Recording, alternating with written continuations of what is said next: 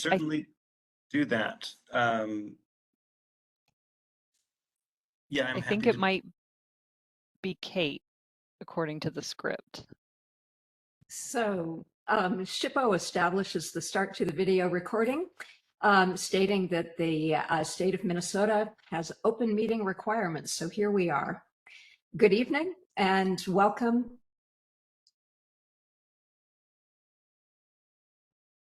All right. Good evening and welcome to this meeting of the Minnesota State Historic Preservation Review Board for National Register of Historic Places.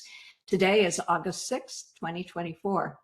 My name is Kate Solomonson. I'm currently secretary of the Minnesota State Historic Preservation Review Board, and I'm filling in for Board Chair Dyer, who isn't able to be here this evening.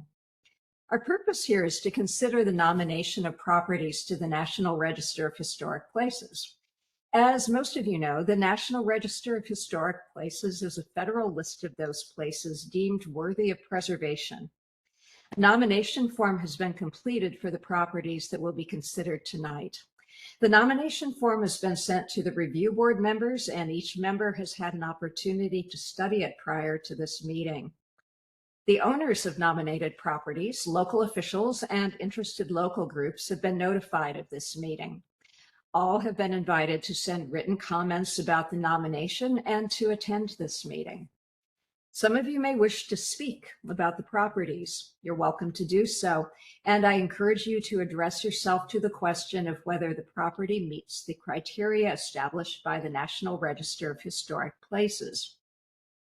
These criteria are the standards by which the review board will evaluate the nomination. This evaluation is the board's only assignment. These criteria have been established by federal regulation. Copies of the criteria have been sent to owners of the nominated properties and to the other parties I mentioned earlier. A description of the National Register of Historic Places program has also been sent to them. The nomination will be presented by a staff member. Persons viewing the meeting remotely will then be given an opportunity to comment. These comments should be limited to 3 minutes. The Minnesota State Historic Preservation Review Board will then discuss the nominations, and a vote by the board will follow. If a nomination should be determined this evening to meet the criteria for inclusion on the National Register of Historic Places, the nomination will be forwarded to the Deputy State Historic Preservation Officer, Amy Spong. Should she agree that the property meets the criteria and that the nomination is in proper form, she'll sign the nomination and forward it to the National Register of Historic Places office in Washington, D.C., where it will be reviewed once more. The process is a lengthy one, but it's calculated to subject each property to rigorous evaluation. Board members, if you plan to recuse yourself from a particular agenda item this evening, please make that known during roll call. When that item is introduced, please turn off your camera and microphone. When the discussion and vote has concluded, I'll ask you to rejoin the meeting.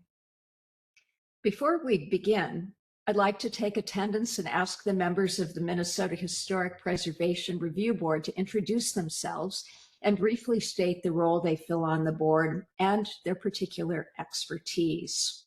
So, roll call will begin with Board Member Anderson. Hi, everyone. I'm Board Member Anderson, and I am one of the 2 architectural historians on the board. Board Member Gladhill. Good to see you all. I'm Board Member Gladhill, at-large member and expertise in historic preservation and architecture. I'm a preservation consultant. Thank you. Board Member James. Okay, not present. Board Member Olson. Hi, my name's Steve Olson. I'm a member at large on the board, and I'm a professional civil engineer. Thank you. Board Member Radford. Hi, I am Casey Radford, and I'm having technical difficulties. I ruined my camera today, so you can't see me. That was intentional. Just kidding. But anyways, I fill one of the positions for the historic architect on the board, and I am an architect with McDonald and Mack Architects.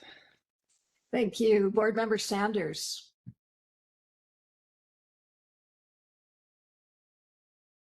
Board Member Schulke. Good evening, Chris Schulke. I'm with the Otter Tail County Historical Society, and I'm one of the historians on the board. Board Member White. Good evening. I am one of the at-large members, and my expertise is historian. Thank you. Board Member Worcester. Mike Worcester, I'm the Executive Director of the Morrison County Historical Society, and I am on here as one of the historians. And I am Board Member Solomonson, and I'm an architectural historian, one of two on the board. Thank you all for introducing yourself. We'd like now to hear from Deputy Amy Spong, if she has things to say to the board, and other SHPO staff regarding. This is Andrea Lavasser.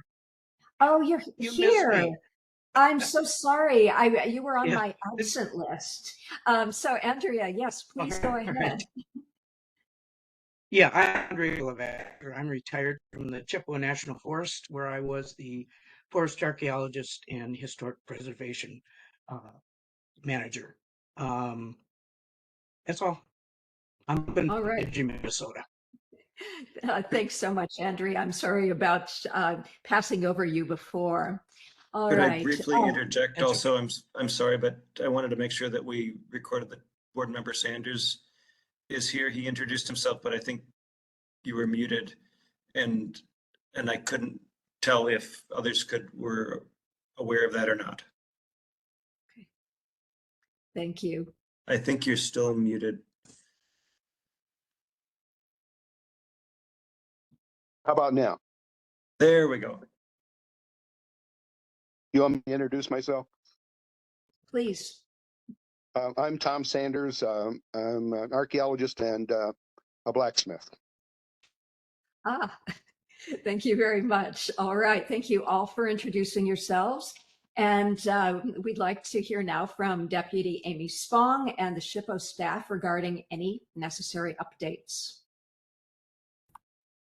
Well, good evening, everyone, and thank you, Chair Solomon. Happy to have you filling in for this evening's board meeting.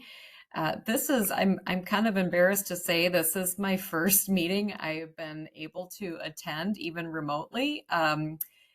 This is the third one of our calendar year, and it's just great to see all of you because I missed the first two, sadly, and couldn't make it. So it's great to see all the board members that are here and able to attend. I also just wanted to welcome any new guests we might have joining in. It's always great to see the people that the various nominations bring to these meetings and to these discussions. It's really great to see new people that maybe aren't accustomed to this process or haven't been fully, introduced to the whole process. I just want to also introduce the State Historic Preservation Office staff that we have this evening. We have John Disher. You usually don't see his face, but he's the administering all of our WebEx kind of technical things. So if anyone is having any issues, if you have the ability to send a chat, you could send one directly to John, and he could take care of that.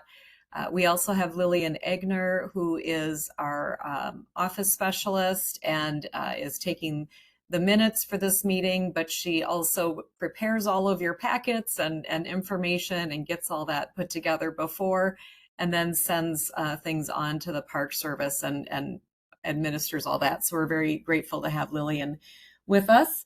And then our National Register, Jenny Way, our historian and architectural historian, he'll be presenting, and then David Mather, our National Register archaeologist. And as Chair Solomon said, I'm Amy Spong, the Deputy SHPO. And I just have one announcement before I hand it over to the National Register team. We did send an email out that one of our board members, Rob Mann, who filled the position of historic archaeologist, he did need to step down. He took a new position in a different state, and so recently went through a move, and so we're sad to see him go. But we have already advertised. The Secretary of State's office put out the announcement for looking for a new volunteer board member, and that posting closed last Friday. August, was it 2nd or 3rd? And we've got several excellent candidates to choose from. And so we'll be finalizing that process with our State Historic Preservation Officer, who will make the final appointment. So that's all I have. National Register team, if you've got David, I think you might have a few things to go over. Yeah, I've got the statement to read about the open meeting and then a couple other announcements. I'll do that quickly so we can move to the good part. Yeah, thank you. I'm David Mather. I'm the National Register Archaeologist. I want to start by welcoming the board and the public to this meeting and informing everyone that the meeting is in compliance with the state of Minnesota's open meeting requirements as a virtual meeting under Minnesota Statute 13D. No one is in person at the meeting tonight. No board members are gathered together in the same room, and the meeting is being recorded. At the start of the meeting, we've already had a roll call of the board to establish that we have a quorum. We ask that board members have your microphones muted when you are not speaking and to have your cameras on when you are speaking, if possible. We want to make sure that everyone can hear one another and that members of the public are able to hear all of the board discussion and all of the verbal responses. All votes will be taken this evening by verbal roll call. Everyone here clearly has already found the meeting link to join, but for the record, the meeting announcement and related information are available on the State Review Board page of the SHPO website. SHPO staff will be watching the chat function, and for any members of the public present, please utilize the chat for questions and to request time to speak during the nomination, or about a nomination, excuse me. For other program announcements, Amy mentioned the vacancy for historical archaeologists on the board. We're really sorry to lose Rob. As an archaeologist working in Minnesota, I just wanted to say personally how much his loss is felt already. He's a remarkable researcher. He's in Indiana, and they are lucky to have him, but I'm sorry for us. I'm excited about our applicants to fill the position. Other announcements, we've had a few listings or notifications of listings from the National Park Service since the last meeting. One of them is the United Protestant Church in Duluth. Also Holy Trinity School in Rolling Stone. That is a determination of eligibility from the National Park Service. Since there was an owner objection, it could not be officially listed at this time. The 3rd Avenue Bridge in Minneapolis was listed, and also the Eagle Bend High School in Eagle Bend. So that is what I have. Turn it over to Ginny. No, or to the chair. I'm going to Okay. punt directly to Chair Solomonson. All right, thank you very much. And our next item on the agenda is the review of the minutes from the May 14th, 2024 meeting. Are there any corrections to the distributed minutes?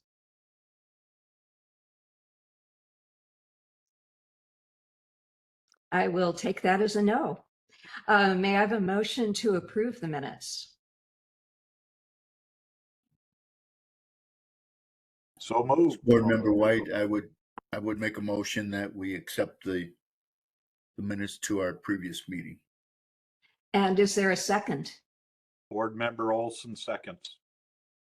Thank you very much. We'll now vote by roll call. Board Member Anderson. I abstain. Board Member Gladhill. Aye. Board Member Levasseur. Aye. Board Member Olson. Aye. Board Member Radford. Aye. Board Member Sanders, Aye. Board Member Schulke, Aye. Board Member White, Aye. Board Member Worcester, Aye. and Board Member Solomonson abstain. The minutes have been approved. Thank you, everyone. Now we move on to the presentation of the nominations with some instructions first. For our nominations this evening, we're going to use the following format. First, there will be a staff presentation of the nomination, followed by a summary of correspondence received. At that point, I'll then invite and call on those who would like to speak about the specific property. If you wish to speak, and I'm talking about members of the public here, if you wish to speak, we ask that you use the chat function, or if you're unable to access chat, just raise your hand. Please don't use the chat function for any other purpose. For those wishing to speak, we'd ask that you keep your comments to no more than 3 minutes. So our first nomination this evening, Old Frontenac Historic District, additional documentation. It's in Goodhue County, and it'll be presented by Ginny Way. Thank you, Chair Solomonson. I'm going to share my screen. And with luck, this will happen quickly and easily.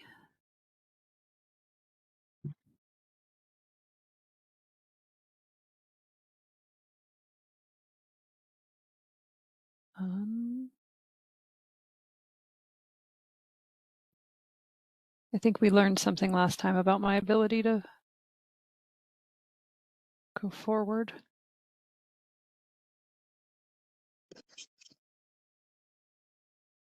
Okay. What are y'all seeing?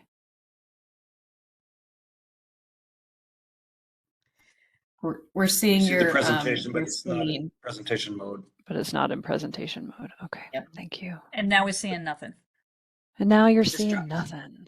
That's what I mean, like we're to seeing see. you. That's lovely. That's nothing, but I appreciate you saying so. Okay, hold on. I apologize. We'll get this right one of these days. Apparently 3 screens is not enough to figure out.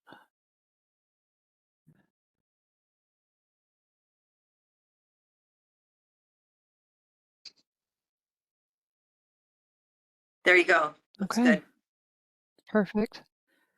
All right, so this is our first nomination, the Old Frontenac Historic District additional documentation in Frontenac, Goodhue County. The author is Carol S. Zelli of Landscape Research, LLC.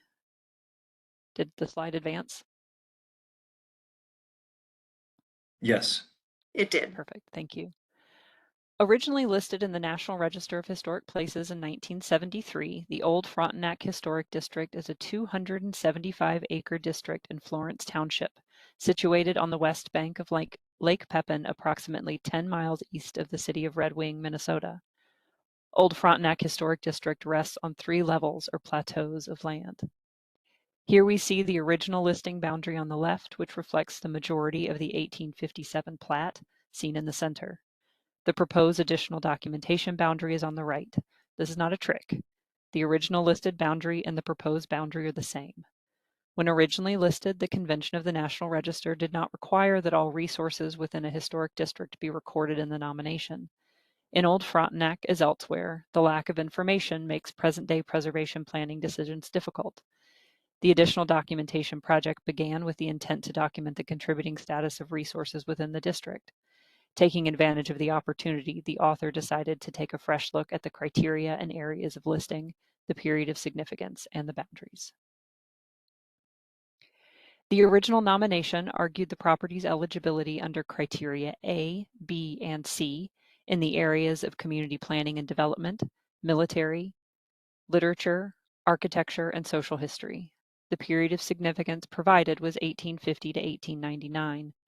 This additional documentation updates and expands property descriptions. It also includes new historic contexts related to town site development, as well as tourism and recreation. The military, literature, architecture, and social history contexts were removed because research does not support the current application of those particular areas of significance. At left, we see Valhalla Park, opposite Girard Avenue, camera facing southeast over Lake Pepin.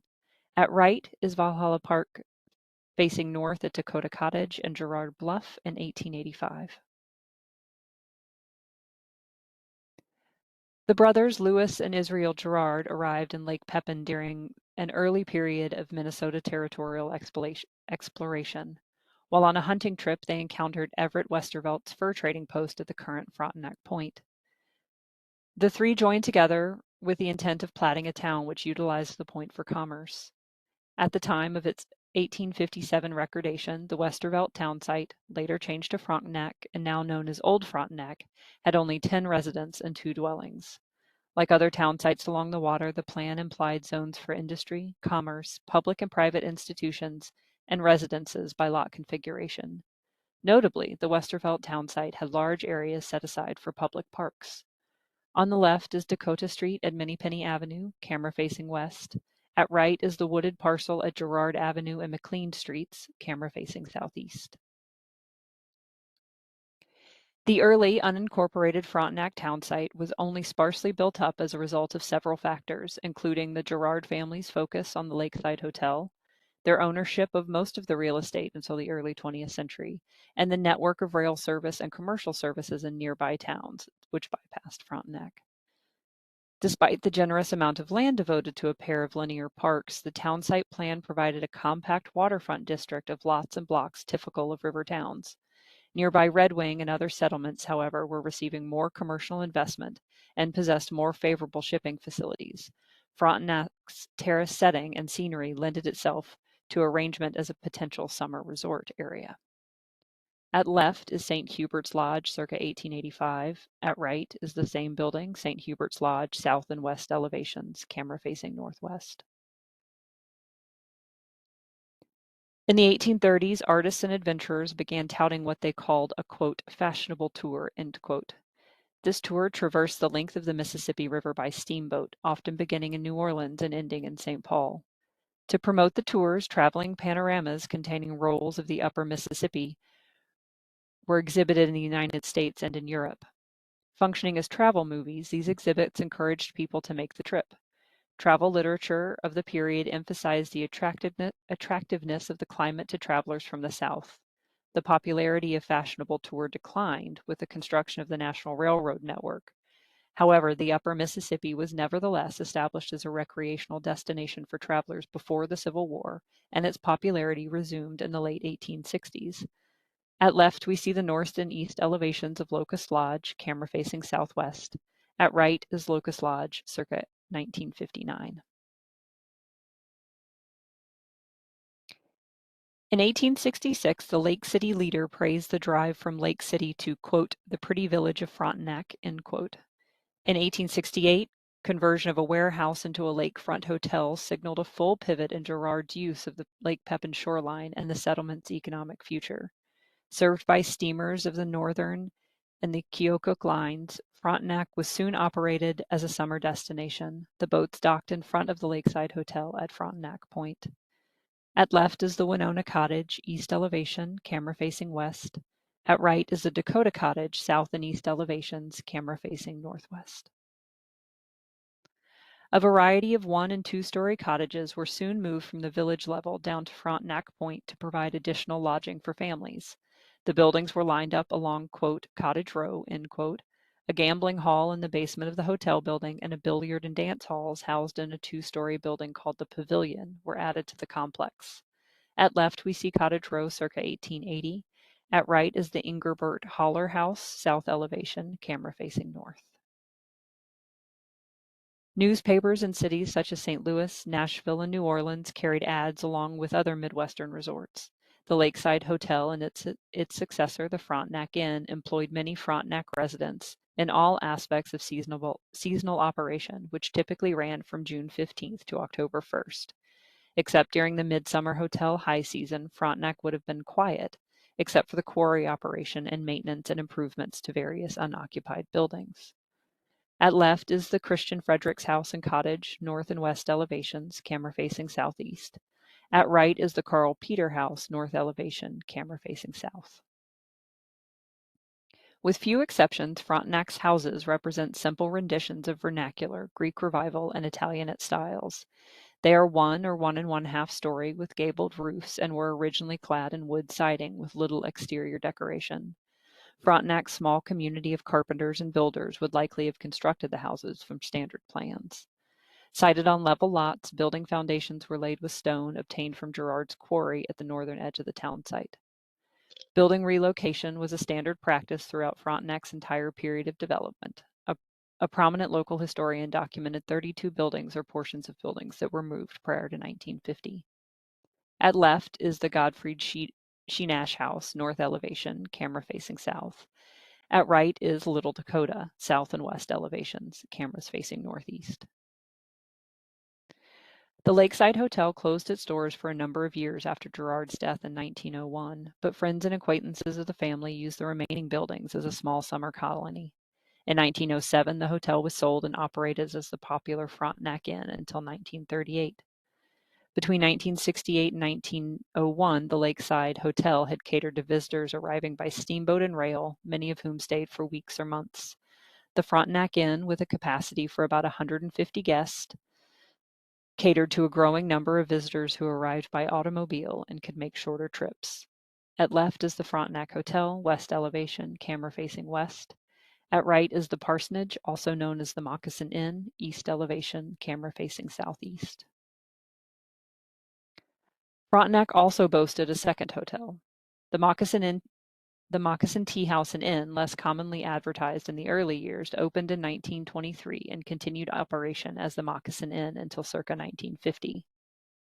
Records indicate that during the 1920s and 30s, there were only a small number of new dwellings built on village streets, but the 40s resulted in at least 20 new buildings of various types, including vacation cottages. Most of the new construction appears to have been buildings intended for seasonal use. By this time, automobile travel to Frontenac was improved by the paving of Highway 61 between Hastings and Wabasha in 1940. At left, we see Christ Episcopal Church, east and north elevations, camera facing southwest. At right is Wakondiota Park, camera facing west. The period of significance of this property is expanded from the original 1973 documentation. It now begins with the original platting of the village in 1857 and ends with the decline of Old Frontenac as a tourist destination in 1950. The level of significance remains local. The National Register criterion remains A. The areas of significance are community planning and development and entertainment and recreation, the latter of which was added in response to additional context. As stated earlier, the military, literature, architecture, and social history areas of significance were removed. The property also meets criterion considerations A, B, and D. As originally configured when listed in 1973, the Old Frontenac Historic District is approximately 275 acres.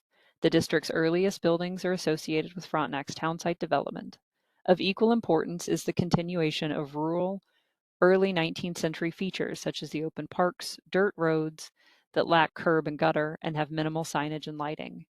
After 1868, a number of the earliest dwellings were adapted for various hotel and summer cottages. Old Frontenac became a sought-after destination for steamboat, rail, and automobile travelers, with a national as well as a local clientele. There is no correspondence related to this nomination.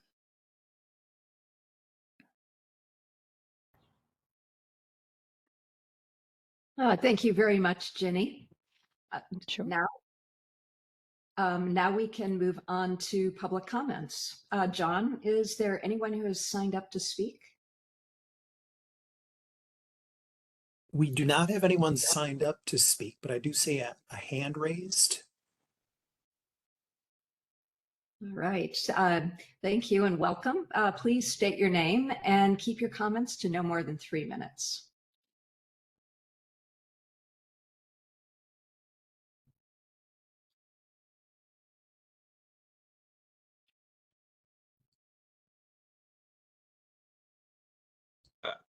I think the person waiting to speak is Marilyn.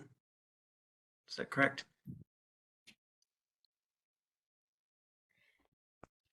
Yes. How do I? Oh, we can hear you. You're just fine.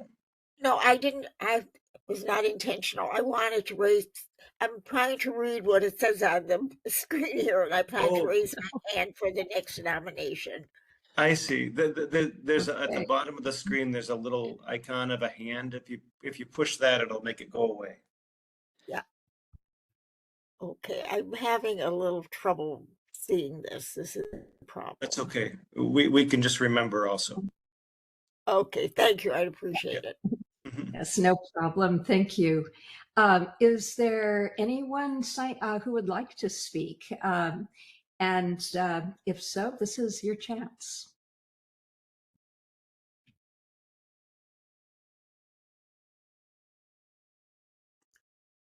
Okay. I assume then that the public comment period has come to an end. So we move on now to the board's work. So we'll hear from the board, and the first thing we need before we can have any discussion may have a motion regarding the nomination.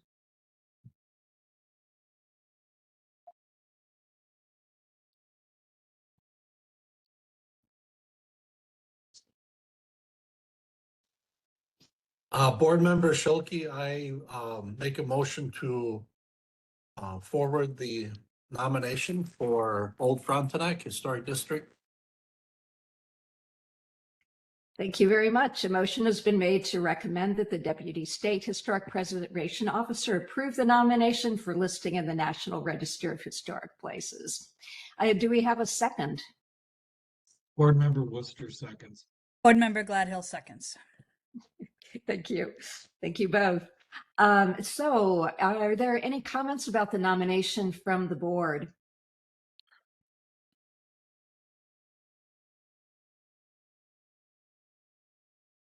I do have just kind of one comment or question, I guess, mainly for Jenny.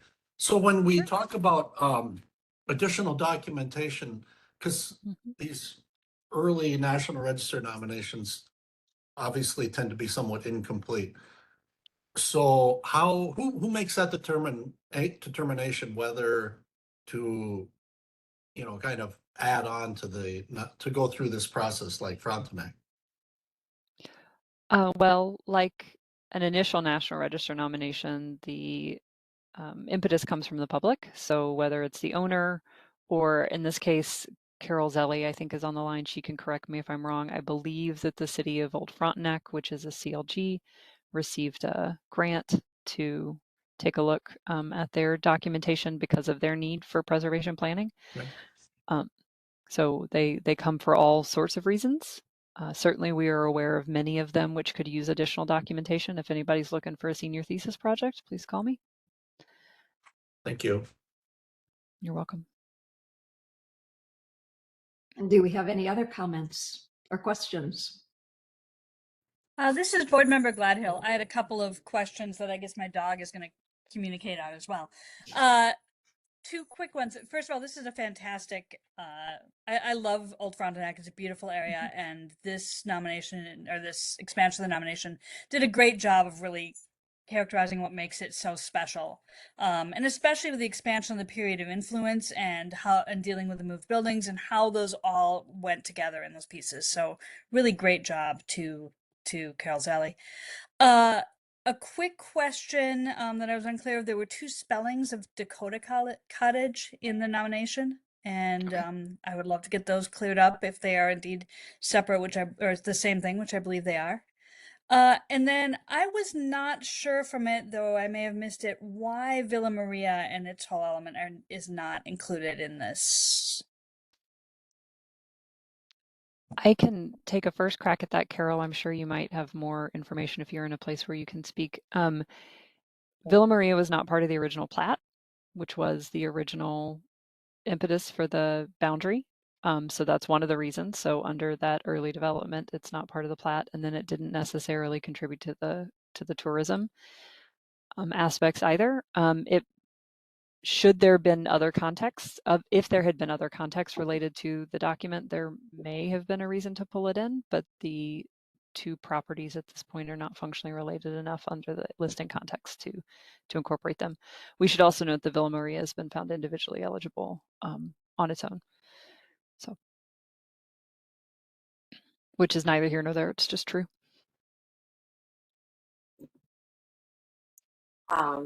Sorry, speaking of dogs, yes, this is true. As you said, Villa Maria has a really separate development, and Israel Gerard did support the sisters, the Ursuline sisters, but it had nothing to do with the development of Frontenac.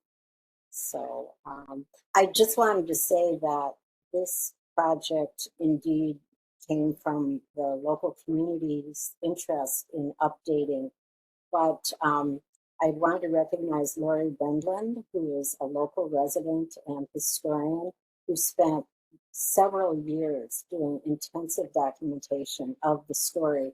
And as you could probably tell, there's a lot of lore about Frontenac that she really dissected, and I was able to just inch out a few more details. So it would not be right to not recognize her effort in getting this ball rolling. Thank you, Carol.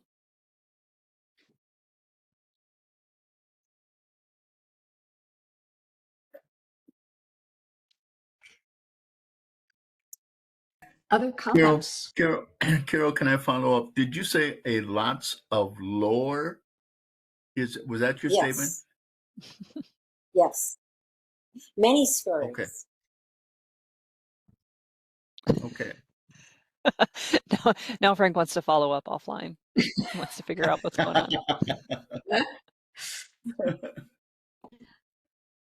All right. Are there any other comments before we move on to voting? All right. Board Member Worcester, do you have your hand up? Yes, I do. Question I have, I just want to make sure I'm reading this right. What page are we on here? Okay, in section 7, page 3, when it lists the contributing to non-contributing properties, you're showing contributing of 55 properties. And so am I reading this right? You're adding 40 properties to contributing to get your total to 55, or does that include the previous 15? Or what am I just want to make sure I'm reading this right. Sure. So the documentation has two sections. Those technically everything that is within the boundary is already listed in the National Register nomination, but it is not described. That is how the land use regulation works at the National Park Service. So yes, we are, in addition to the ones that had been previously described, we are now describing and counting an additional 40. Okay. And is that follow-up question then, is that a high number, an unusual number for a nomination like this? It's a lot. That's all I'm curious about. It's not unusual. Okay. Thank you. Of course. It's a lot of work. Don't get me wrong. Carol did a lot of work. Any other comments? All right. Thank you very much for this nomination. It's wonderful to see a revision of an expansion of an earlier nomination, and it's such a fantastic history. So do we have the motion before the board then is to recommend that the Deputy State Historic Preservation Officer approve the nomination for listing in the National Register of Historic Places. So we will now vote by roll call, and those in favor say aye, those opposed say no. Beginning with Board Member Anderson. Aye. Board Member Gladhill. Aye. Board Member Levasseur. Aye. Board Member Olson. Aye. Board Member Radford. Aye. Board Member Sanders, Aye. Board Member Schilke, Aye. Board Member White, Aye. Board Member Worcester, Aye. and the chair votes aye. Thank you, everyone. And we're ready to move on to nomination number 2, which is the Roseau Memorial Arena in Roseau County, presented by Ginny Way, who can let me know whether I pronounced that correctly. We joke because David Mather gave me lots of pointers. My understanding is it's Roseau. I will probably mispronounce it as I read it, though.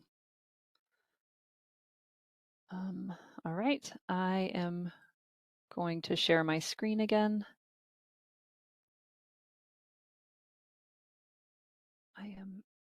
I'm so sorry. Here we go.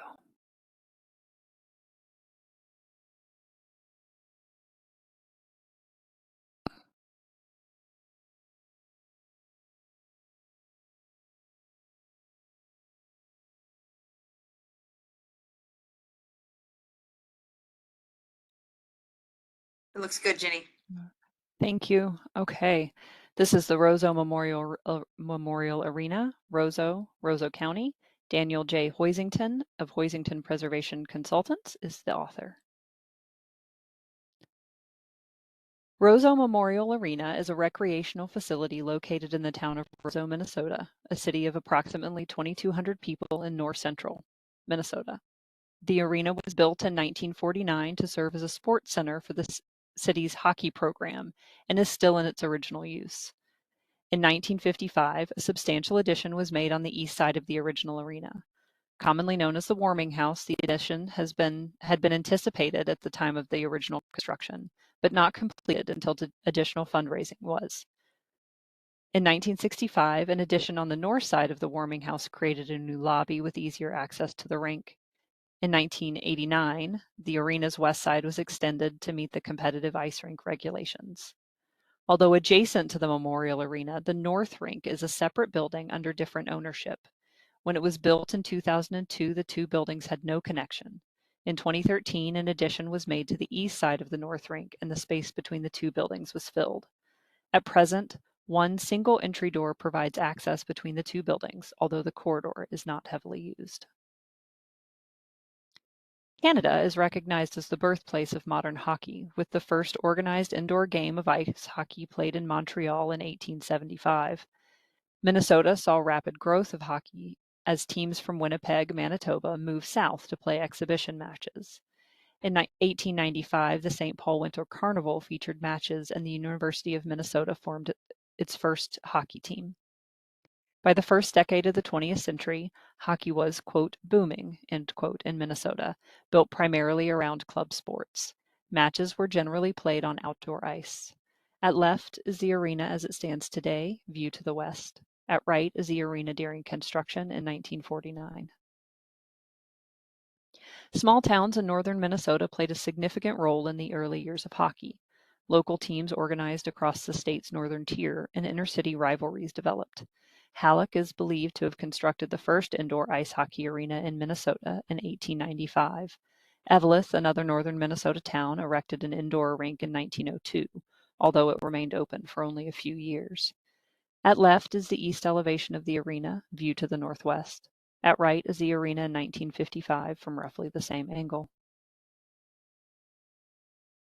Roseau was a relatively young town when hockey made its first appearance. Incorporated in 1895, the town gained a foothold after being named a seat of the newly organized Roseau County in February of 1896.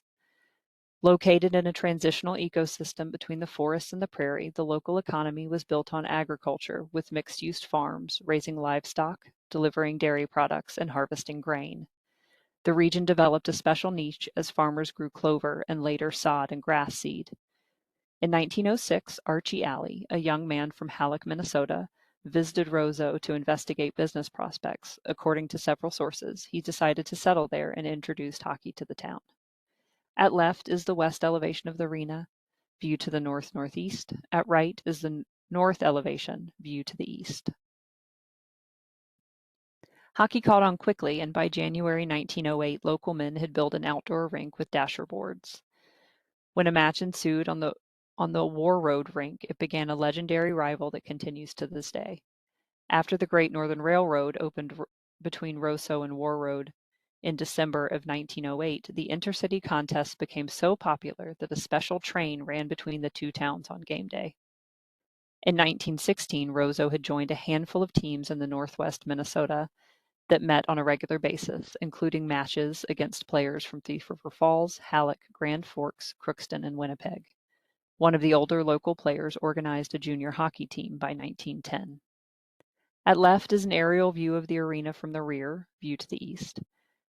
I'm sorry, yes, nope, that is at left. At right is a 1908 photograph of skaters on an outdoor hockey rink in Roseau.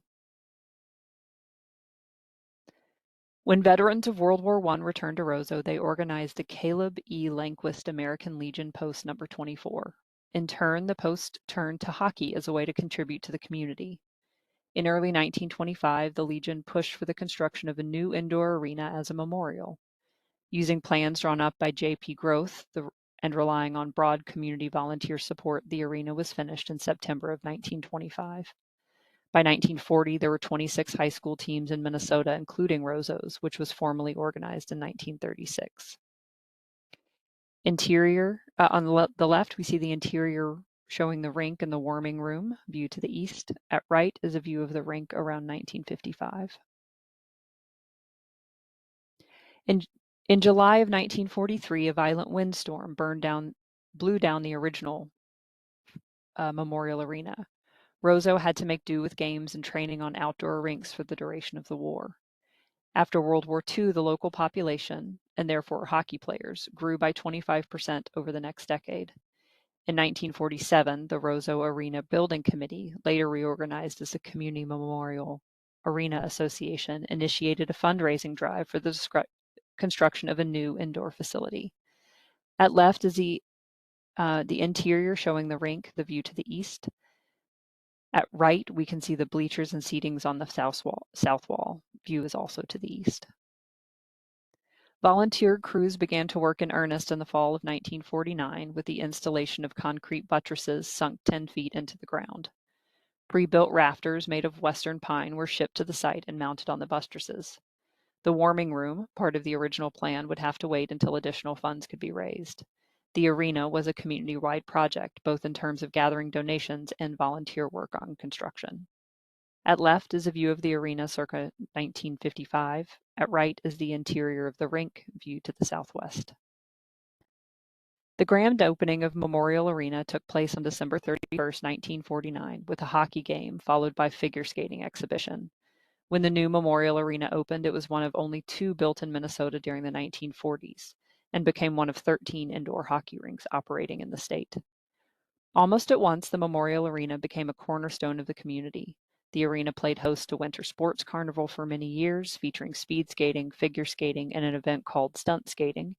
Since the ice was natural and subject to the seasons, in 1950, volunteers installed a removable wood floor for use during the summer months. At left, we see the warming house, first floor hall, view to the east. At right is the lobby with a view to the west. Supported by a profitable concession stand, permanent wooden bleacher seating was added in 1952. The newly installed seating along the north and south sides of the rink and on the west end accommodated roughly 2,000 spectators. In 1955, the warming house was built on the east front. It added locker rooms, restrooms, and a concession stand. As with the previous projects, it was a community affair supported by local donations and volunteer labor. At left is the warming house interior, second floor, view to the southwest. At right is the warming house interior, second floor, view to the northeast. In 1989, the city approved significant renovations for the arena. The work included extending the west end to provide room for a Zamboni machine and to extend the ice to regulation size. The facility also gained heat for the first time using a heat reclamation system from the condenser unit. A wood frame, pitched steel roof was constructed by the school construction class on top of the existing warming house to conceal and house much of the air handling equipment. At left is the warming house interior, first floor locker rooms, and at right is again, the first floor locker rooms view in the opposite direction. The period of significance for this property begins with the construction in 1949 and runs through 1974, the standard 50-year demarcation for listing in the National Register, although the property was used until the year 2000 as the primary competition rink in the city of Roseau. There is no correspondence for this nomination. The Roseau Memorial Arena has been the most important structure in Roseau's identity as a self-identified, quote, hockey town, end quote. The arena has been continuously operated as a hockey arena since its construction and opening in 1949. For this reason, the Roseau Memorial Arena is eligible for listing in the National Register of Historic Places. As I mentioned before, there is no correspondence for this nomination.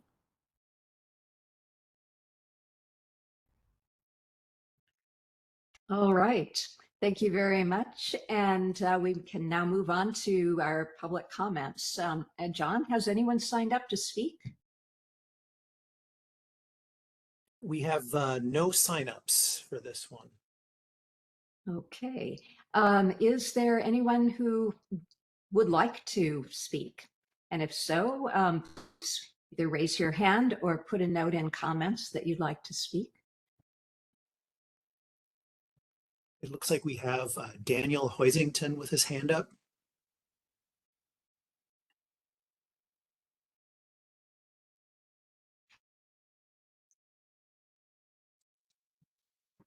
Dan, please go ahead. Yes. There we go. Can you hear me now? Yes. Okay. I've done a lot of National Register nominations over 30 years. This place is magic. When you walk in, it's the history of Minnesota hockey. I was in town and everyone I talked to had a hockey story. My brother played, my uncle played, my grandfather played. It's the center of community. So, you know, we write histories of significance, but there's something about the magic of this place that just struck me. And Minnesota is the state of hockey. And everyone I've talked to, even away from Roseau, said, oh, Roseau, yeah, hockey, yeah, this is it. So this is just a wonderful, wonderful place. You walk into that arena and there it is. Thank you. Thank you very much. Can I ask a question of Daniel? Yes. Yes. So Daniel, is there, if we went to War Road, would there be lore that Henry Boucher was the best player instead of Neil Broughton? Oh, you know, Neil Broughton was voted the greatest hockey player in Minnesota history by some poll that which we put a lot of weight on. So yeah, again, just that whole you know, as a historian, we try to get footnotes and everything like that, but you cannot footnote that competition between War Road and Roseau is just this intense. Yeah, well, you get it, right? Yeah, exactly, exactly. And I'm being a little facetious, Daniel, but yeah, I know. Because my guess is if you were in War Road, they might be talking about Henry Boucher as being maybe the best. And I'm not countering what you're saying. It's just one of those things that, and I'm not a real hockey guy, but I know Henry Boucher was a tremendous hockey player. So he was fantastic. Thank you. Thank you very much. Are there others who would like to comment?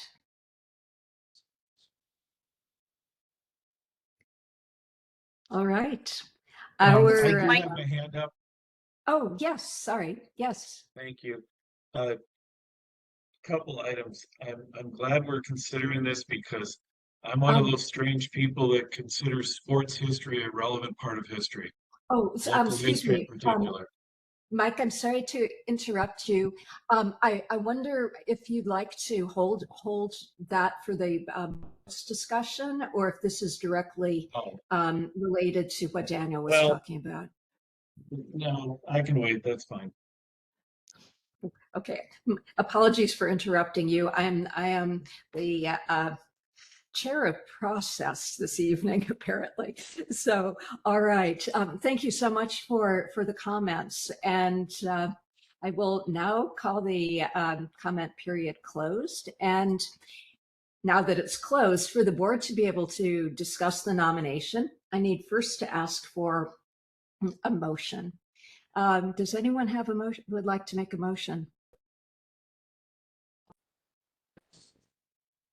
Board Member Olson here, Kate. I don't have the official lingo, but I vigorously support this nomination for the National Register. Thank you very much. A motion has been made to recommend that the Deputy State Historic Preservation Officer approve the nomination for listing in the National Register of Historic Places. I have in my script the lingo as needed. Very good. And is there a second? Board Member Anderson, I'll second. Thank you. It is moved and seconded. Is there any discussion related to the nomination? Any comments from the board? And Mike, I'm sorry so much for cutting you off earlier. Would you like to jump in? Yes, I'd just like to say I'm glad the board is reviewing this nomination because I'm one of those weirdos that thinks that sports history is a relevant and legitimate part of local history. It always has been. I know some people don't think it is, but it always has been. But I am going to make one extremely picky geography item. In the summary paragraph, the very first sentence, it describes Roseau as a town in north central Minnesota. I would quibble with that because you can throw a rock and hit Canada. That doesn't really make it north central. Sorry. Every other reference to Roseau is it says northern. So just for consistency's sake, I would just suggest you that be edited to say in northern Minnesota. But don't say far northern because that's just makes it sound like it's at the Arctic Circle. Just northern. Got it. Just northern. No problem. When they say far northern Minnesota, I'm like, well, what's your frame of reference for that? Okay, so that's a native Minnesotan bias right there. So I'll stop.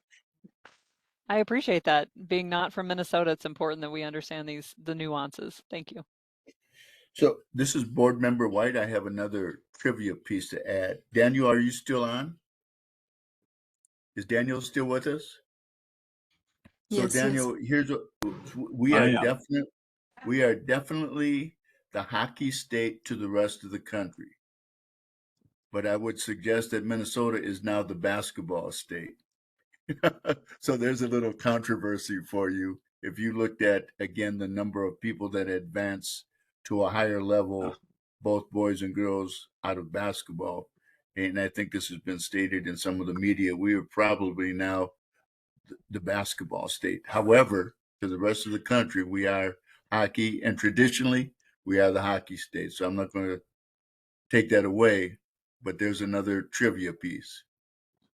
In Minnesota, we can do all things, Frank. Exactly.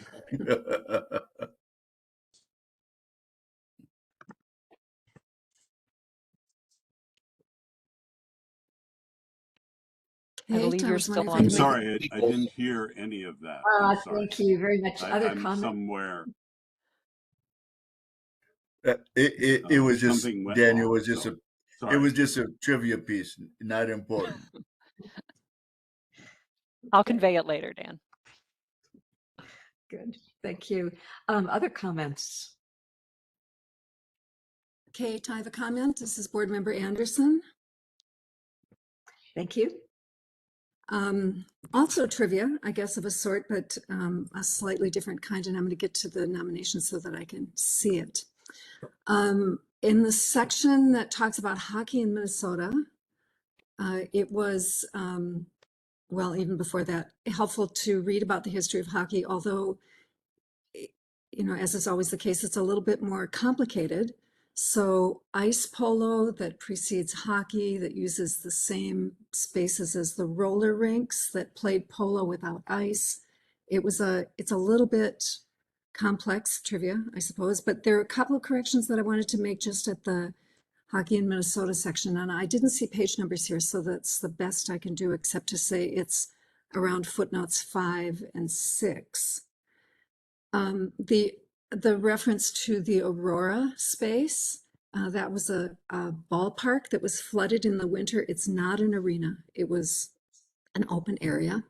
And although they did announce that they would play hockey in December of 1895, it was for the 1896 Winter Carnival.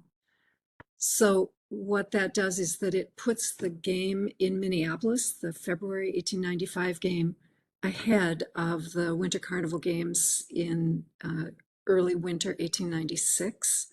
So those two sections should be moved around. And also, it's a little hard to see. The game between Winnipeg and the University of Minnesota was played in Minneapolis, not in St. Paul, at the athletic park in Minneapolis.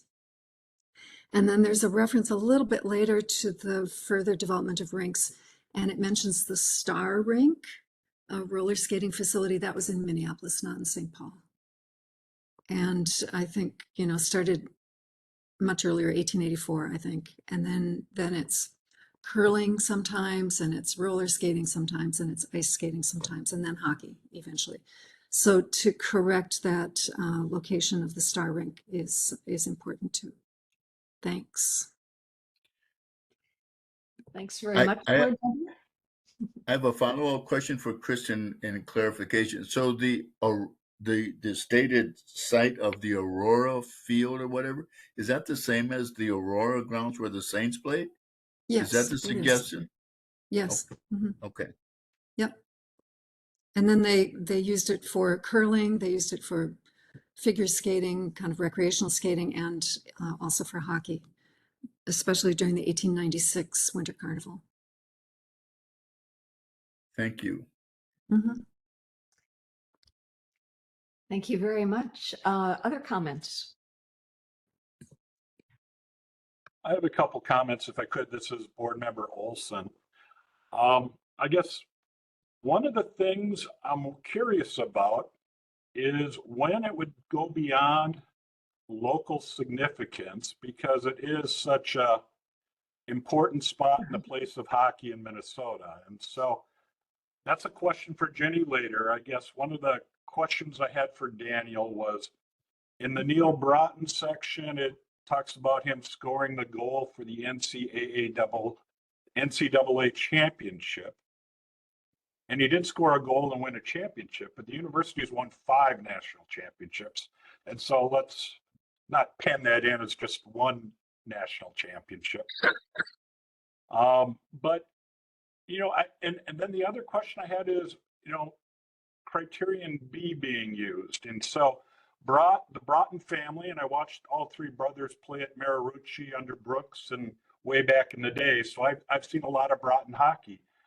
If Bob Dylan spent 10 or 12 years in a place learning his craft, would that not be recognized on a statewide basis?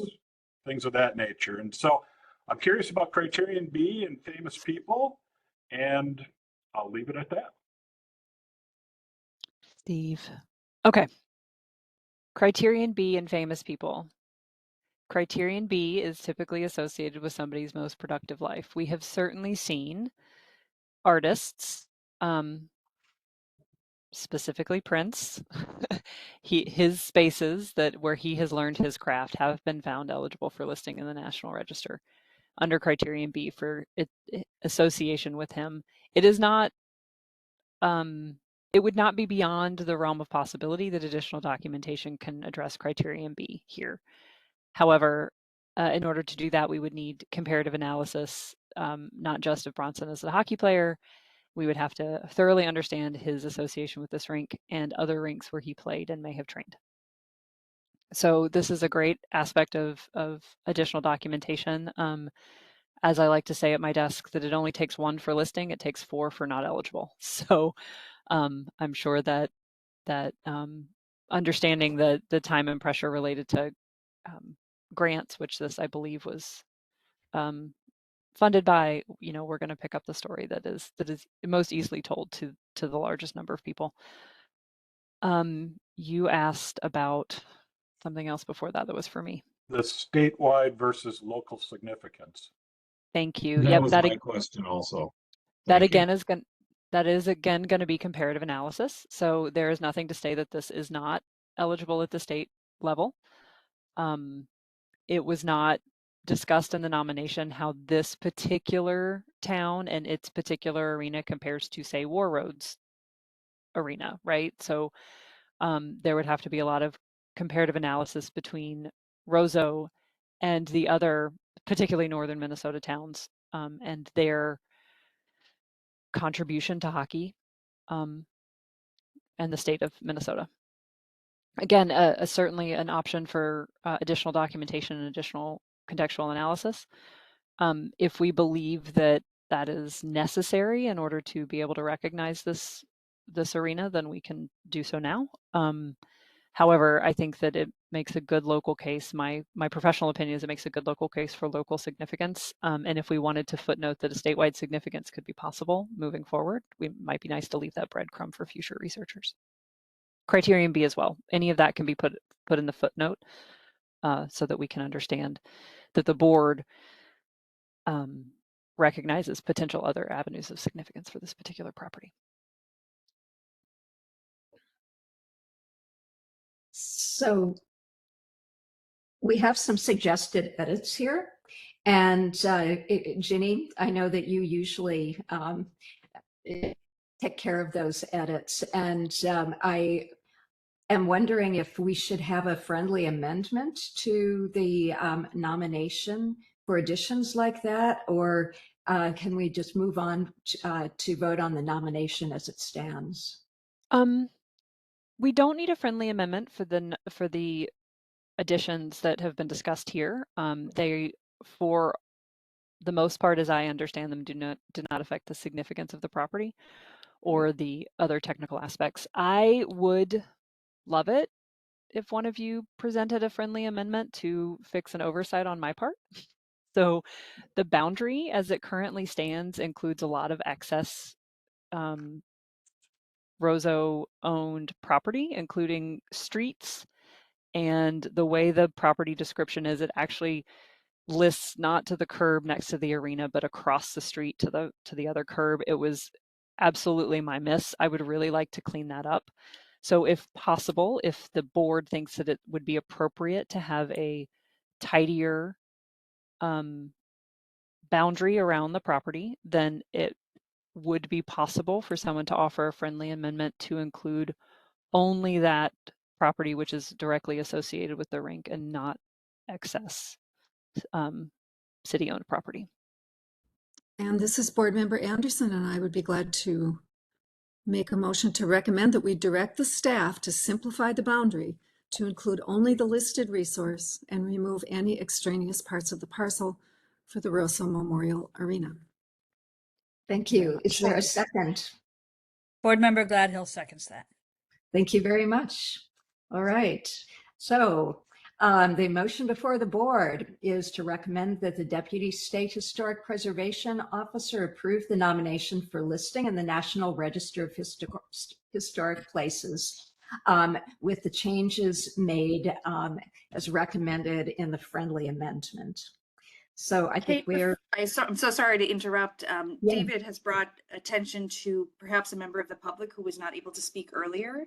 Oh, I know I'm interrupting you midstream, but we do see that Marilyn, you had expressed that you would like to speak. I think she, yeah. Marilyn is the co-author of the Tiferet B'nai Jacob Synagogue. Yeah. Okay. So Thank you, Marilyn, I Jamie. hate to speak on your behalf, but my guess is you're interested in speaking on behalf of that nomination. Not that Roseau is not, I'm sure, very interesting to you. Thank you. Before we vote, can I ask one more clarification? And Jenny, you said that it would be possible to clarify in the footnotes what Board Member Olson and Worcester's brought up. Is that a possibility in it without the amendment that was made? Can you clarify that part for me? It is, sure. So as I understand it, we have an amendment to forward the nomination with the boundary change that the friendly amendment that Board Member Anderson has put forth. I will also, as staff, change in the summary paragraph, I will change the word Northern Central to Northern Minnesota. Around footnotes 5 and 6, I will address Board Member Anderson's concern that the Aurora space was actually a field that was flooded in order to accommodate for winter sports as opposed to an arena. We will take a look at the dates related to the 1896 and the 1895 games and exhibitions and the Winter Carnival to assure that those are actually put in the correct order. We will correct that the game, and I'm sorry, my note just say the game was played in Minneapolis, not St. Paul, and that Star Magic is in Minneapolis and not St. Paul. And I had every intention of following up with you again, Kristen, and not reading these out loud. Just fine. Just fine. And we will also footnote that the Broughton family, that this nomination could be, additional documentation and research could be done to address criterion consideration or criterion B with regard to Broughton, as well as could explore statewide significance with additional comparative analysis. Thank you. You're welcome. Right. Thank you for the clarification. So are we ready to vote? We'll now vote by roll call. Those in favor say aye. Those opposed say no. And we'll begin with Board Member Anderson. Aye. Board Member Gladhill. Aye. Board Member Levasseur. I'll vote aye. Thank you. Board Member Olson. Aye. Board Member Radford. Aye. Board Member Saunders. Aye.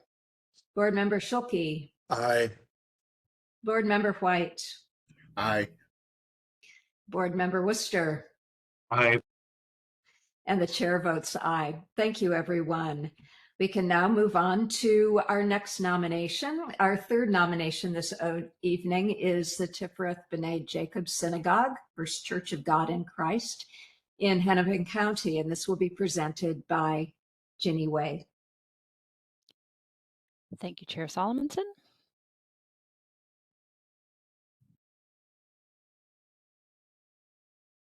Please let me know when you can see my screen.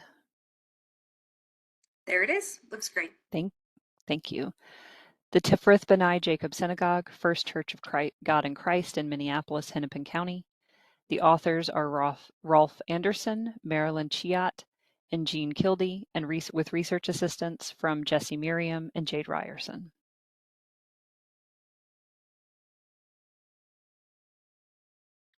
The Tiferet B'nai Jacob Synagogue, First Church of God in Christ, is located at 810 Elmwood Avenue North on the near north side of Minneapolis, an area of North Minneapolis nearest to the downtown business district. The building is sited atop a hill, which is a location that conforms to the Jewish tradition that a synagogue should rise above the surrounding buildings. The building was designed by architect Perry Crosser and constructed in 1926 for the Tiferet B'nai Jacob congregation. Following a fire in 1932, the building was repaired by local architectural firm Liebenberg and Kaplan. In 1957, the building was purchased by the First Church of God in Christ, a holiness Pentecostal African American congregation that continues to worship in the building to this day. On the screen here, we see a map and a property boundary related to the property. The construction of the Tiferet B'nai Jacob Synagogue in 1926 is associated with the settlement of near North Side by Jewish immigrants. The first Jews arrived in the state soon after the Minnesota Territory was created in 1849. The earliest arrivals settled in Minnesota from the eastern and southern United States. They were attracted by mercantile and commercial opportunities opening up in the region, especially in St. Paul. This first phase of Jewish life in Minnesota was characterized by the middle-class status of its members who lived within the context of the German cultural traditions. At left, we see Tiferet B'nai Jacob in 1936, depicting the 1932 changes to the entrance and stairway. At right, we see the south and west elevations of the building, camera facing northeast. In the 1880s, a new influx of Jewish immigrants arrived in Minnesota. These settlers came from a variety of regions, but particularly the Russian Empire. The large influx of immigrants increased the Minneapolis Jewish community to 5,000 by 1900, 8,000 by 1910, and 15,000 by 1912. Unlike the earlier German arrivals, most of these new Jewish immigrants had little urban experience, spoke Yiddish, and arrived as refugees with very few resources. On left is the west elevation of the building, camera facing east. At right is a detail of the entrance doors, west elevation, facing east. The near north side of Minneapolis, developed in the late 19th century, was the home of a variety of population groups, including French, German, and Scandinavian immigrants. The Tiferet B'nai Jacob congregation was founded in 1890. The Northside Jewish community contained approximately 4,500 residents, and after more than 2 decades of worship, the congregation was anxious to build a new synagogue. After years of fundraising, the building was dedicated in August of 1926. At left is the current church sign, west elevation, family, camera facing northeast. At right is the south elevation, camera facing north. In the early morning hours of Monday, January 18, 1932, the original building was seriously damaged by fire. The congregation hired the architectural firm of Liebenberg and Kaplan to handle the repairs. The building was formally reopened on Saturday, August 27, 1932, followed by a 5-day celebration. At left is the north elevation, camera facing southeast. At right is the east elevation, camera facing west.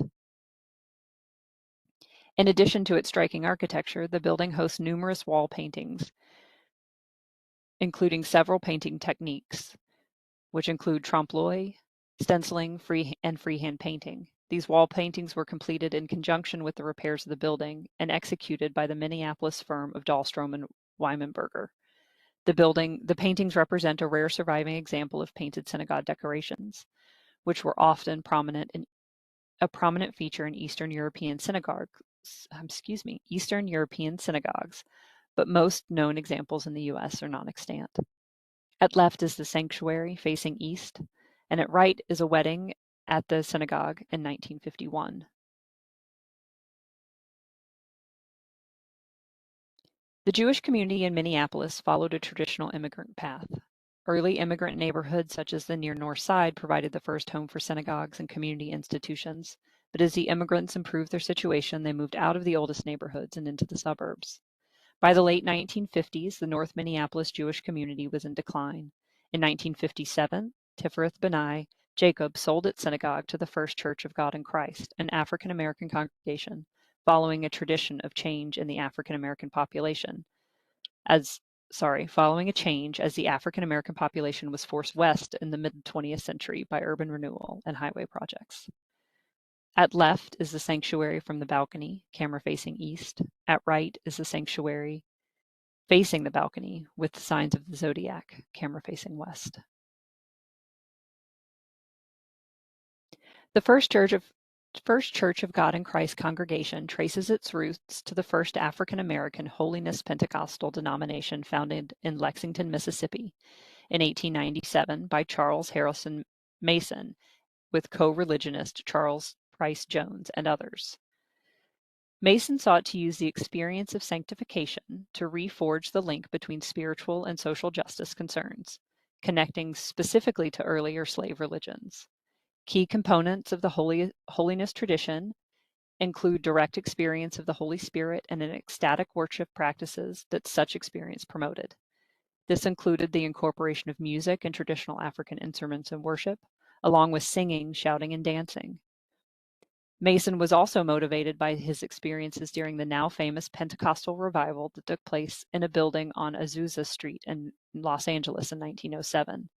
There, he experienced worship practices that came to define Pentecostalism, spiritual baptism, speaking in tongues, and faith healing. Over the next decade, the church would expand, propelled in part by the onset of what is now called the Great Migration, as thousands of African Americans left southern states for California and northern industrial cities in search of job opportunities. At center is the chancel with Torah ark and wall paintings, camera facing southeast. At left is a stenciled sunburst, south wall of the sanctuary, camera facing south. At right is the upper portion of the right side of the Torah ark with painted urn, camera facing east. The First Church of God in Christ in Minneapolis developed over a period of 25 years, beginning in 1923, when 3 missionary couples arrived in Minneapolis from Oklahoma. In September of 1923, they moved to the north side and established a church, with Felix Cheney as pastor and Lincoln Berry as assistant pastor, eventually operating out of a former synagogue. The congregation is recognized by the denomination of the First Church of God in Christ as the First Church of God in Christ congregation in Minnesota. The vast majority of African Americans arriving in the North had very few economic resources due to systemic and structural racism in the Twin Cities, limited options for employment or residency. As a result, the new migrants gravitated to the commercial area at the near north side, where they might find work and housing along 6th Avenue North, a little more than a half-mile east of the subject property. On the screen, at top, we see a sign of the zodiac depicting Sagittarius, camera facing north, and at right is a sign of the zodiac depicting Gemini, camera facing southwest. Cheney worked with other evangelicals to build the First Church congregation and address the needs of a growing number of Black residents in the neighborhood. Emphasizing the Church of God in Christ's spiritual gifts, including healing, Cheney dubbed the church, quote, the powerhouse, and invited people to attend through advertisements in the local African American newspapers. After evangelizing for nearly a decade, Felix and Alex Cheney moved to Milwaukee in 1937, leaving a new pastor, John Wesley Graham, in charge of the congregation. At left is Sunday school students and staff on the steps of the church in 1958. At right is Bishop Graham at First Church of God in Christ in the background, March 3rd, 1958. Deemed by urban elites to be substandard, city efforts to, quote, clean up the near 6th Street in Lindale began in earnest in 1937. This consisted of the destruction of most of the businesses in preparation for widening the street to a thoroughfare, the Olson Memorial Highway, as well as the creation of the Sumner Field Housing Project, both completed prior to 1940. While the highway project destroyed much of the 6th and Lindale commercial hub, the housing project razed hundreds of homes, dislocating their residents. By the late 1950s, demolition to accommodate the new Interstate 94 highway through the area was underway. The First Church congregation was forced to move. They completed the purchase of the former Tiferet B'nai Jacob Synagogue in 1957. Here we see on the left is a stairwell. I'm not sure of the camera direction. And at right is a lower gathering space in the lower level of the church. I'm not sure of the camera direction. In May of 1958, a month-long revival was held at the building, which preceded its formal dedication in June.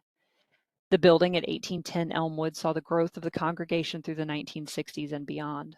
First Church became well known in the region for its New Year's Eve musicals, which brought together local choirs, instrumentalists, combos, and vocalists from around the country. By the time of Bishop Graham's death in 1967, the First Church of God in Christ had become the headquarters for the Minnesota jurisdiction and was referred to as the, quote, Mother Church, end quote. This denomination, informally known as the Sanctified Church, is currently the largest Pentecostal denomination in the United States, and its membership ranks in or near the top 6 of all Christian denominations in the United States. At left is the First Church of God in Christ seal, set in the floor of the entry vestibule. At right is the congregation standing in front of First Church of God in Christ, circa 1973. The period of significance for this property begins in 1926 and ends in 1974. the demarcation for the 50-year cutoff, understanding that the First Church of God in Christ congregation continues to worship there. The level of significance is local. The National Register criterion is A. The areas of significance are ethnic heritage Jewish, ethnic heritage Black, religion, and art. For nearly 100 years, the nominated property has functioned as a house of worship, serving an important role for its Jewish and African American congregations, whose histories are multi-leveled and remarkably intertwined. The building is also the property most closely associated with the First Minnesota Congregation of the Church of God in Christ, and for its association with American Jewish religious art. For these reasons, the religious property is eligible for listing in the National Register of Historic Places. There are multiple pieces of correspondence related to this nomination. All correspondence was forwarded to the board prior to this meeting and is available for public perusal on the SHPO website. However, I will point out a few. At their public meeting on July 9th, 2024, the Minneapolis Heritage Preservation Commission voted unanimously to support the listing of the property in the National Register of Historic Places. August 6, 2024, we received a letter from Pastor Weber, who is the current pastor of the First Church of God in Christ. They also support the nomination to the National Register of Historic Places. And additionally, we have received 8 letters supporting the nomination of this property from members of the public. Thank you.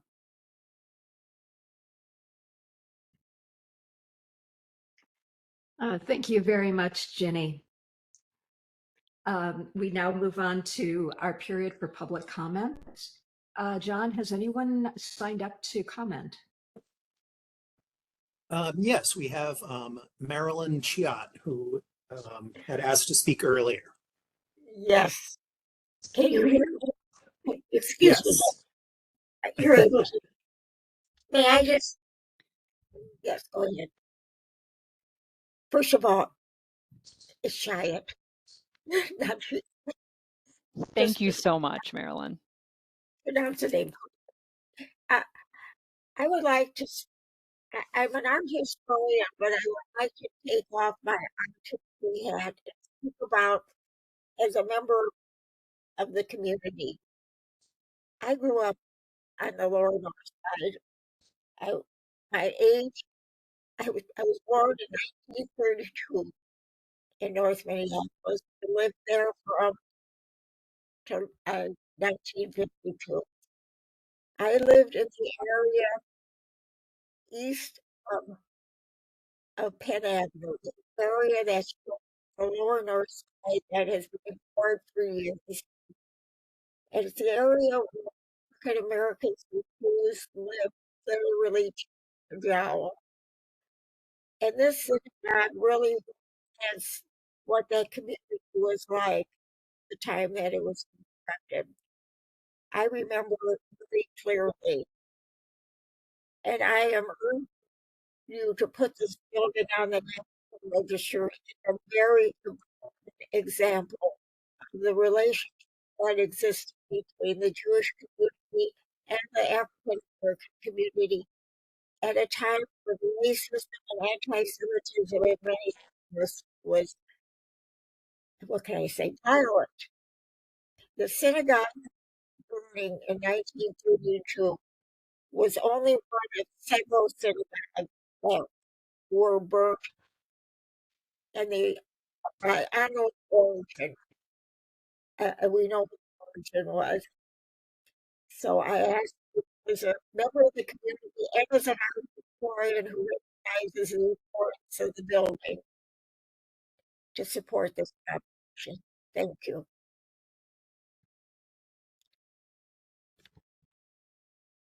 If you got questions about the North Side, I can ask. Thank you very much. Do we have other comments?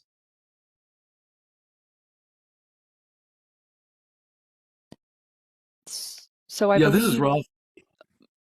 Yeah, this is Ralph. I'd like to comment, although I think Pastor Webster wanted to comment, so I think we'll Yes, allow Pastor Yeah. Webster has his Webster hand to up. Yep. speak. Let's let Pastor Weber speak first, Rolf, if that's okay. Yes. Thank you. Good evening, everyone. For the record's sake, Tier Webster, Webster.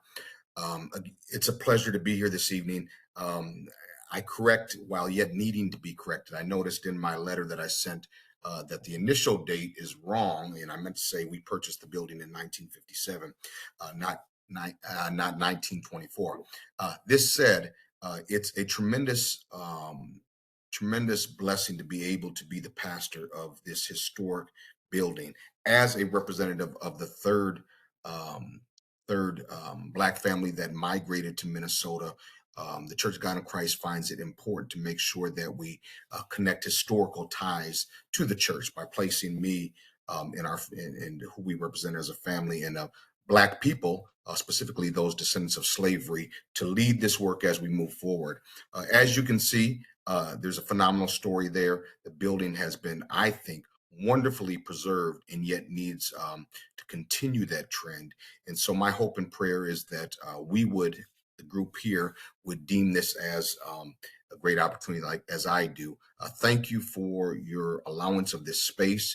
And I might even say to those that have done such wonderful work to bring these two people groups together in the day in which we live to continue this amazing narrative. Thanks again and bless you. Thank you. Thank you so much, Rolf.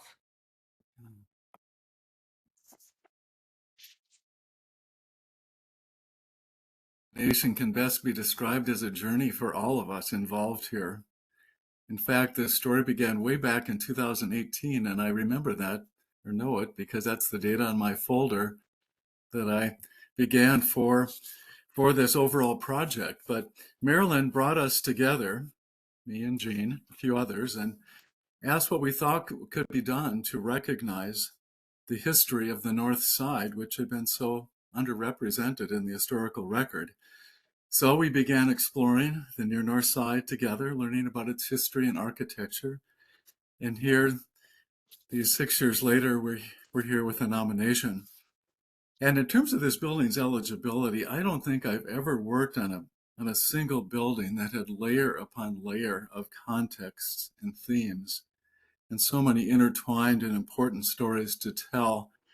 And while often in the course of preparing a nomination, you make interesting discoveries, but I think you'll agree from the nomination there were so many unexpected themes that came forth. Everything, say, from the rare Jewish religious art to the connection that some of the founders had to the Greenwood Massacre in Tulsa, Oklahoma, another event that until recent years was largely lost to the historical record. But it was challenging for us. It feels like we prepared about 5 nominations rather than just one. And I think everyone, I think, worked very hard to pull this story together. In a situation like this with marginalized communities, you don't typically have the sources you sometimes expect that you would have with, let's call it, a mainstream property. But we're very pleased we were able to pull this story together. And Marilyn and Jean and I were very pleased to have met so many people in the course of the project, among them Pastor Webster, John Lewis, and I should mention the late Pastor Hughes, and all the others from the First Church of God in Christ congregation who contributed to this nomination, as well as members of the Jewish community who also had vital information to share. And I should point out that Jean managed this project very valiantly throughout the time, and it was no small effort, so thank you, Jean. But we're all very grateful for the opportunity to tell this very remarkable story, and we hope that this nomination inspires others to continue the work of bringing the important history of the North Side to light. Thank you.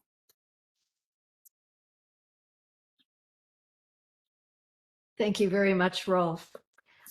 I didn't see other people noted in chat, and I'm wondering if there's anybody else who would like to comment before we close the public comment period.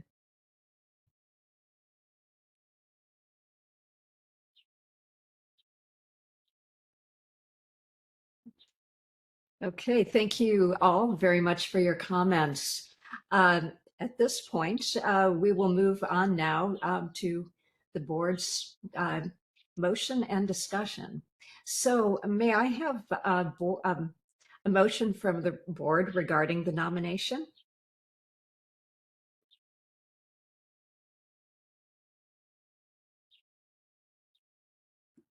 This is Board Member Gladhill. I'll move that to recommend that the Deputy State Historic Preservation Officer approves the nomination for listing in the National Register of Historic Places. Thank you very much. Do we have a second?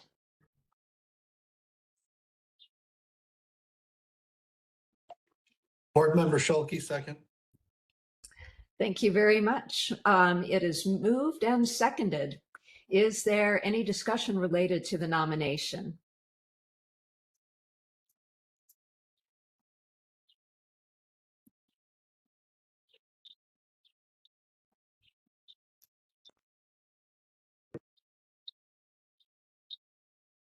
I find this thoroughly surprising, y'all. Jenny, I'm biting my teeth. What can you say? There's a Please. lot. If we can keep it focused on the significance and the criteria, I would appreciate it for the sake of the discussion. But this one was a big one. There's a lot in here. Anybody have any technical questions at all? So, well, Ralph, the historical integrity is, there hasn't been a lot of changes to that building. Is that correct? You know, that is correct. It's rather remarkable that First Church of God in Christ essentially maintained the building and its appearance from the date they purchased it in 1957. So we're able to recognize the high artistic value of the interior, for that reason, as well as the overall integrity of the building. No additions, etc., major changes. Rolf, this is Board Member White. I think you did a great job of telling the story of the transition of the Jewish community and their transition to maybe St. Louis Park, and then also the connection then of the African American community and what happened on the north side as they were impacted by I-94. Those places, Sumner Field, and the housing that was around that. For me, I remember Sumner Field because my father used to play ball there. It was a block away from from Phyllis Wheatley. So there is really a history there. The history that you brought out in this nomination, I didn't know about. And so I really appreciate the connection and the history that your group was be able to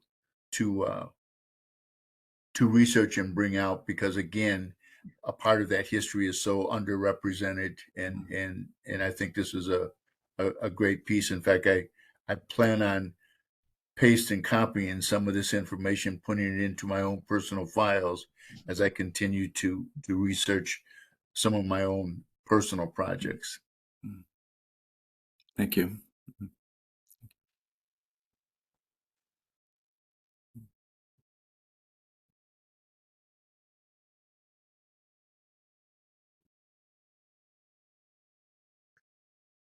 Any further comments?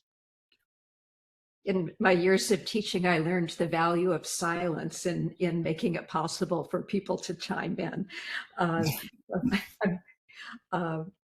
So would anybody else like to add anything about, and I'll make a little editorial comment, this marvelous multi-layered nomination, which makes it possible to see and understand this building and its entire cultural context in a new way.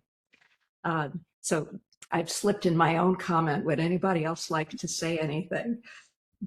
I had a question based on the description and some of the photographs.